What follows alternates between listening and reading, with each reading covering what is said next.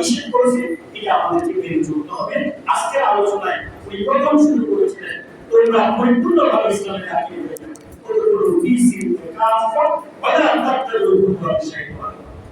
তোমরা পরিপূর্ণভাবে ইসলামে প্রবেশ করো। সে আলোচনায় ইসলামের আন্দোলন তিনটা শরীয়তি ব্যবস্থা করেছে।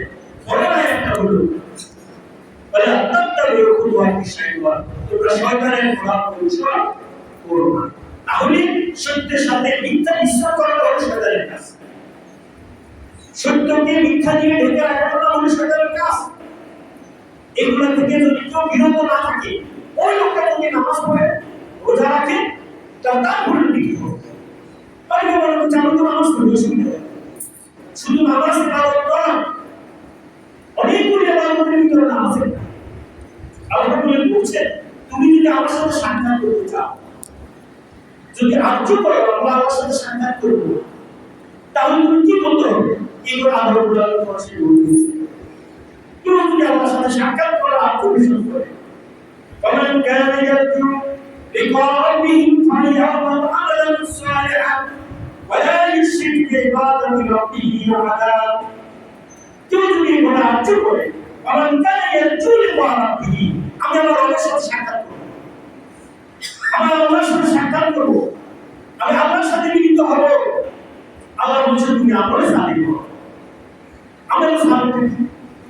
আমলে সালিহ হবো যে রাস্তায় একটা কান্না পড়ে গেছে, পাথর পড়ে গেছে, এটা আপনি সরাই দিলেন, আরেকজন পায়ে দাঁড়িয়ে সে কষ্ট করে দিলেন। এটা থেকে শুরু করে আল্লাহর পথে জীবন দিয়ে দেওয়া, শহীদ হয়ে যাওয়া পর্যন্ত পুরো কার্যক্রম সবগুলো হলো কি আমল ইসলাম, সবগুলো হলো আমল ইসলাম। তাই আপনি অনলাইন করছেন, তার বাধা দিচ্ছেন আমল ইসলাম। কেউ আপনার উপরে জমন করছে, আপনি ধৈর্য ধরেছেন আমল ইসলাম। কেউ অসুস্থ হয়েছে, আপনি দেখতে গেছেন আমল ইসলামে। কোন একটা বিচারে আপনাকে সাক্ষী বানিয়েছে, আপনি ওখানে গিয়ে সাক্ষী দিয়েছেন, সেটা হলো আমল ইসলাম। তাই সত্যকে মিথ্যার সাথে মিশ্রণ না করা এবং মিথ্যা দিয়ে সত্যকে দেখে না রাখা সুস্পষ্ট নির্দেশনা আমাদের সমাজ ব্যবস্থায় আজকে পরিপূর্ণভাবে বাস্তবায়ন হচ্ছে না। সে কারণে বিচার যত বড় হয় সাক্ষী গ্রহণ করে। আপনি দেখবেন আপনার এলাকায় মেদিনীপুর থেকে বড় বড় মাছ চুরি করে ধরে নিয়ে গেছে, চুরি করে নিয়ে যাওয়ার সময় অনেক মানুষ দেখছেন। দেখার পরে যখন মামলা হয়, যদি তদন্তে আসে পুলিশ, আপনি পাশের বাড়ির লোকটাকে জিজ্ঞাসা করলে সে বলছেন আমি যদি বাজার ছিলাম, ভাই আপনি দেখিনি। তারপরে জিজ্ঞাসা করেন ভাই আপনি ছিলেন, কেন দেখেন দেখছেন? তবে আমি যদি সাক্ষী দিতে আমার মানে বুঝলেন আমার হবে, এই ভয় আপনি করেন। আল্লাহ বলছেন কারো কাছে সত্যের সাক্ষ্য আছে অথচ সেটা গোপন করেছে, এর চেয়ে জালেম আর কেউ হবে না। তাই আমরা জালেম থাকবো না মুসলমানের কাছে? মুসলমানের কাছে থাকবো। তাই যেটা সত্যি দেখেছি সত্য, এটাকে আমি সত্য বলতে হবে, যেটা দেখেছি মিথ্যা এটাকে মিথ্যা বলতে হবে, যতক্ষণ পর্যন্ত ইমান আছে। এটা যদি আমরা সত্যবাদী করতে পারি, আমাদের সমাজে বিচার ব্যবস্থায় আইনে শরীয়তে অনেক কিছু বিপ্লব হয়ে যায়। কিছু লোক মনে করেন আজকে হুজুর যেটা বলেছেন পরিপূর্ণভাবে দিনে ঢুকতে হবে, কতক্ষণ ঢুকলেন কতক্ষণ বাইরে না, সেটা হবে না। তোমরা কোরআনে কিছু অংশ মানবে আর কিছু মানবে না, তা হবে না। আমাদের পরিষ্কার না করে আমি আপনাকে পরিপূর্ণভাবে ইসলামে রাখি এবং কেউ ইসলামের সাথে সম্পৃক্ত থাকে এবং মাঝে মধ্যে অন্যদিকে চলে যায়, তাদের ব্যাপারে কি হবে? হাদিস শরীফে এসেছে, এটা হাদিস যে কোন ব্যক্তি যদি দিন থেকে, শরীয়ত থেকে, ইসলাম থেকে এক বিগত পরিমাণ দূরে যায়, তার গলা থেকে ইসলামের রজুটা বের হয়ে যায়, যতক্ষণ না সে ফিরে আসে। ওই অবস্থায় যদি নামাজ পড়ে, রোজা রাখে, হজ করে, যাকাত করে, আল্লাহ রাসূল বলছেন সে ব্যক্তি কিন্তু অবশ্যই জাহান্নামী, সে ইমানের সাথে মৃত্যুবরণ করতে পারবে না।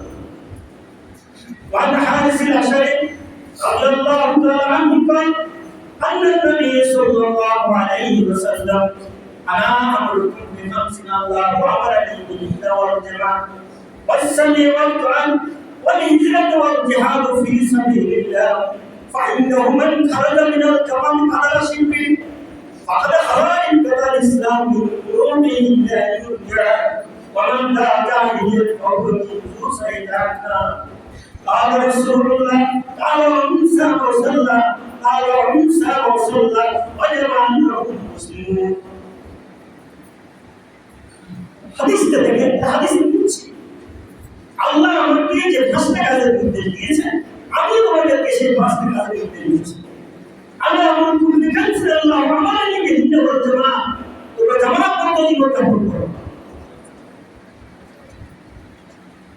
فإنهم من خرج جماعة جماعة بالوسمي দিনের কথা শুনো নবীর কথা শুনো আমার নির্দেশনা শুনো ওয়াল্লাহ শোনার পরে আমার তো অনুভূত করো আসসামি আল্লাহ ওয়াল হিজরত ওয়াল জিহাদ ফি সাবিলিল্লাহ আল্লাহর জন্য আল্লাহর দ্বীনের জন্য হিজরত করো একালাকাটি করে চলে যাও আল্লাহর দ্বীনের পথে জিহাদ ফি সাবিলিল্লাহ অন্যায় হলে প্রতিবাদ করো যদি এই কথাগুলো আগে করতো এখন করে না সেই লোক যদি এক দুই লোক পরিবার দূরে থাকে পরে আমি কয়েকদিন করবো করছি আমার খুশি হয়ে যাচ্ছে আমি আর ইসলাম জিহাদ হিজরত না এটা এগুলো তো আমি নাই ভাই আমি আল্লাহ রাসূল নিয়ে আসি নামাজ পড়া করি যাকাত দিই দান ধার করি এই লোকটার ব্যাপারে আল্লাহ রাসূল বলেছেন কাদারা শিল্পী দূরত্বটা এক কিলো কাদারা শিল্পী মানে যারা আলেম আছেন তারা খাও কাদারা শিল্পী মানে কি এক দুটো পরিমাণ করে থাকে এই কাজগুলো তাহলে সে গোড়া থেকে ইসলামের রসুলকে শুরু করে রাসূল সাল্লাল্লাহু সাহাবীরা প্রশ্ন করে ইয়া রাসূল লোকটা যদি নামাজ পড়ে আল্লাহ রাসূল বলছে যদি লোকটা নামাজ পড়ে তারপরে সাত মৃত্যুটা হবে জাহিলিয়াত এটা কত বড় হাদিস কত বড় কথা আমি যদি আপনি ঈমানদার হই মুসলমান হই জান্নাতে যেতে চাই আল্লাহর সাথে সাক্ষাৎ করতে চাই তাহলে কেন আমি দূরে থাকবো এই থেকে শরীয়ত থেকে শরীয়তের আয়াত থেকে দ্বীনি জীবন ব্যবস্থা থেকে এগুলো আমার সামনে চলে আসছে আহ্বান জানাচ্ছি তাফসীরের ময়দানে আল্লাহ জিজ্ঞেস করবে তোমাকে কি কোনো দিনের আহ্বান দেয় নাই তোমাকে এই কথাগুলো কেউ বলে নাই আমি কেন আসছি এখানে আপনি দেখবেন আপনি ভালো কাজ করি আমল করি আমি ভালো কাজ করছি আমল করছি যখন জান্নাতের দিকে আমাদেরকে নিয়ে যাওয়া হবে দরজা পর্যন্ত গেট পর্যন্ত হাদিস শুনতে আসছে যাওয়ার পরে যে এলাকার মানুষগুলো এরকম কথাগুলো শুনে নেয় মনে করেন আমার এলাকার মানুষ আমার কাছ থেকে এরকম সুন্দর কথা শুনে নেয় আমি জান্নাতে চলে যাচ্ছি তখন এলাকার মানুষগুলো জান্নাতের দরজায় দাঁড়ায় তারাই বলতেছে এই লোক জান্নাতে যাচ্ছে হ্যাঁ এই লোক জান্নাতে যাচ্ছে আমার উপর চিন্তা দিতে তখন সে বলবে যে এটা গ্রামের লোকগুলো বলবে তার অফিসের লোকটা বলবে সাত নামাজ পড়ে জান্নাতে চলে গেছে আমাদের কথা কোনোদিন বলে নাই গ্রামের মানুষগুলো তারাই বলবে এই লোকটা জান্নাতে দিকে যাচ্ছে আমাদের কথা তো বলবে কোনোদিন আমাদেরকে বুঝে নেয় হে আল্লাহ আগে তাকে জান্নাতে দেন তারপরে আমরা যাব সত্য সময় লাগবে আজকে যারা ইসলামের কথা হকের কথা নির্যাতিত হয় বলো বারবার আপনাদের সাথে আসছে বুঝতেছি কারণটা কি আসলে তাদের জন্য না আমি নিজে বাঁচার জন্য আসছি আমি যদি প্রশ্ন করা হয় সরকারের রিপোর্ট দিয়ে গেলাম তোমার কথা কোনো ওরা শুনতে গুরুত্ব দিয়ে বিবেচনা করবে তুমি কেন দিনে দাওয়াত করে তোমার গ্রামের মানুষগুলোর কাছে দাও তুমি কেন তাদেরকে হক এবং বাতিল বুঝাও নাই তুমি তাদেরকে কেন মিশাল শরীয়ত বুঝাও নাই তুমি অথচ মিশাল জানো শরীয়ত জানো আইন জানো আমি কি জবাব দেব সেই জবাবদিহিতা থেকে বাঁচার জন্য আপনাদের কাছে আসা আপনাদের বিবেকের কাছে কথা বলা ভাই আমি আপনি তো আর্য করছি আল্লাহ বলছে তুমি কি করো আর্য করো আমার কাছে সাক্ষাৎ করবা আমি প্রাইম মিনিস্টারের সাথে সাক্ষাৎ করবো দেখা করার জন্য আব্দুল করে ঘরে বসে দেখতে হবে না পদক্ষেপগুলো নিতে হবে সেজন্য আল্লাহ বলছে ফামান কানা ইয়ারজু লিকা রাব্বিহি ফালইআমাল আমালান সালিহান ওয়ালা ইউশরিক বিইবাদাতি রাব্বিহি আহাদা আল্লাহর সাথে কারোর সাথে শিরক করা যাবে আর আমলের সাথে করতে হবে আমলের সাথে হলো নামাজ রোজা হজ জাকাত এগুলো ফরজে বাধ্যতা আপনি করতে পারবেন এই বাইরে যে সমস্ত ইবাদতগুলো আছে মানুষের কল্যাণে কাজ করা হকের কাজ করা বিচারে সহযোগিতা করা সাক্ষী দেওয়া গরিবকে খাওয়ানো এতিমকে খাওয়ানো অসহায় মানুষের পাশে দাঁড়ানো রাস্তাঘাট মেরামত করে দেওয়া এই সমস্ত যত কাজগুলো আছে এগুলো আমল সাথ এগুলো যদি আমি আপনি করি নামাজ কালাম করি তারপরে আল্লাহর সাথে আমাদের সাক্ষাৎ হয়ে যাবে না হলে হবে তখন আল্লাহ আমাদের থেকে দূর শুনবেন এই কথাগুলো আনুষ্ঠানিকভাবে আমাদের সামনে পেশ করছি। এলাকার মানুষ হিসেবে আপনারা মেনে চলবেন, দিন এবং শরীয়ত মেনে চলবেন, বিচার আচার মেনে চলবেন। আমরা সকলে মিলে একসাথে জান্নাতে যেতে চাই। আপনারা রাজি আছেন তো? রাজি। আলহামদুলিল্লাহ, আমাদের সবাইকে কবুল করুন।